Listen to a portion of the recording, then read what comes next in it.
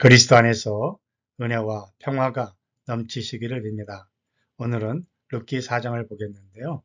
룻기의 전체적인 구조는 1장은 절망적인 현실, 2장은 소망의 은혜가 찾아옴, 그리고 3장에서는 믿음으로 그 은혜를 붙잡고 4장에서는 한 가정의 회복을 통해서 하나님의 나라가 회복되는 것을 보여줍니다. 하나님께서는 보아스를 통해서 나오미와 룻의 인생을 통째로 바꾸어 주십니다. 그뿐 아니라 이스라엘 나라와 민족을 회복시켜 주시는 계획을 이루어 가십니다.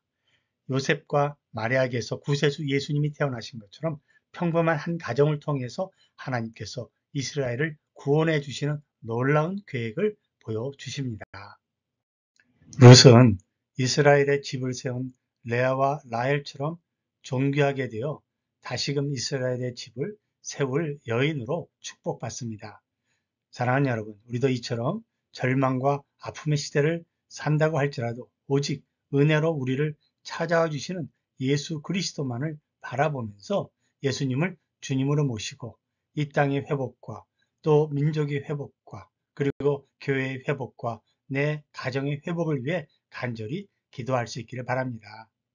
12절에서는 유다가 다말에게서 나온 베레스가 예수님의 직계 조상이 되는 것처럼 룻도 그런 조상이 될 것이다 라고 예언을 하는데요.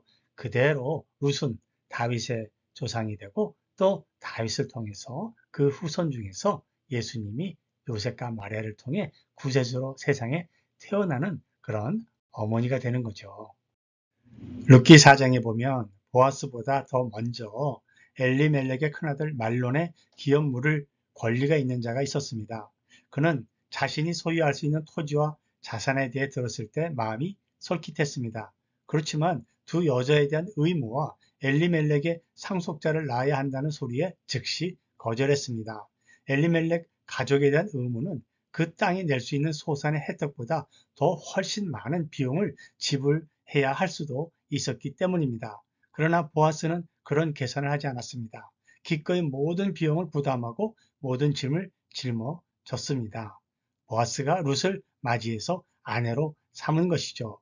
룻기에서 보여주는 복음의 또 다른 모습은 우리에게 참되고 완전한 기업 물을 자 예수 그리스도가 계신다는 것이죠.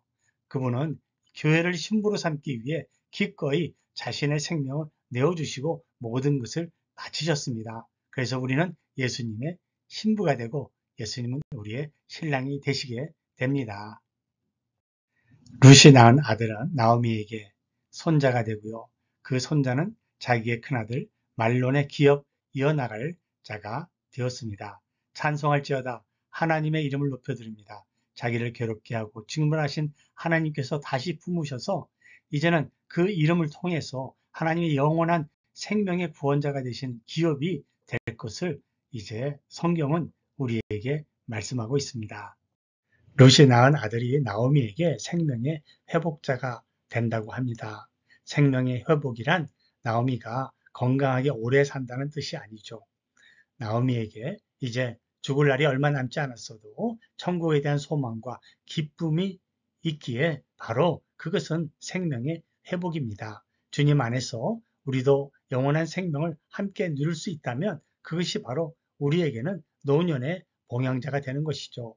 우리가 늙어서 죽을 날이 얼마 남지 않았을 때 우리에게 필요한 것은 바로 이런 영생에 대한 소망과 구원에 대한 기쁨이 아니겠습니까? 그리고 마지막에 또 양육자가 된다고 했는데 이 양육자란 히브리 말의 어원은 아멘입니다. 그래서 내가 이 아이를 키울 때 하나님의 아들로 내가 키우겠습니다. 내가 양육하겠습니다. 아이를 돌보겠습니다. 양육하는 모든 과정이 믿음의 삶인 것을 고백하는 단어이죠. 오벳은 종, 섬기는 자란 뜻의 이름입니다. 하나님의 놀라우신 구원의 계획에 쓰여질 약속의 아들이란 뜻이죠. 오벳은 이새를 낳고 이새는 다윗을 낳는데 그래서 오벳은 다윗의 할아버지가 됩니다.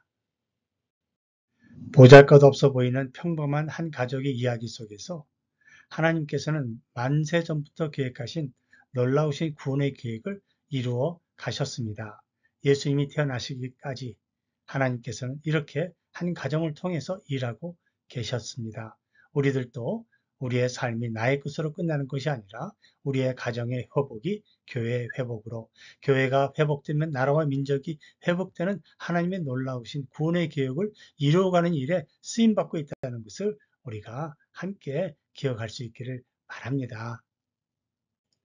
여호와 하나님께서 우리에게 복 주시고 지켜주시고 그 빛으로 우리에게 비추셔서 은혜가 넘치게 하시고 얼굴을 우리에게 향하여 드셔서 평강으로 우리에게 복된 삶을 허락해 주시기를 주님의 이름으로 축복합니다.